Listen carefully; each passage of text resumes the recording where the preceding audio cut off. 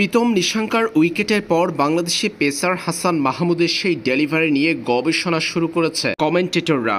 পরপর দুটা ডেলিভারি দুই দিকে সুইং করিয়েছেন বাংলার হাসান মাহমুদ। তাতেই বেকায়দায় পড়েছেন লঙ্কানদের হয়ে ১৮৭ রানের ইনিংস খেলা নিশাঙ্কা। ভেঙেছে তার স্টাম্প। হাসান মাহমুদের সুইং যে কতটাই অবাক করেছে প্রীতম নিশাঙ্কাকে সেটা তার চেহারাতেই একেবারেই সুস্পষ্ট। হাসান মাহমুদের ডেলিভারি পিচ করে সরাসরি ঢুকে পড়ল প্রীতম নিশাঙ্কার গায়ে। সেই বল কিছু বুঝে ওঠার আগেই ভেঙে ফেলল প্রীতম নিশাঙ্কার স্টাম্প। ১৮৭ রান করে সে সময় ব্যাটিং করছিলেন লঙ্কান ব্যাটার। চমৎকার ব্যাটিং করতে থাকা প্রীতম নিশাঙ্কাকে ঠিক এভাবেই সুইংয়ে পরাস্ত করেছেন বাংলাদেশের পেসার হাসান মাহমুদ।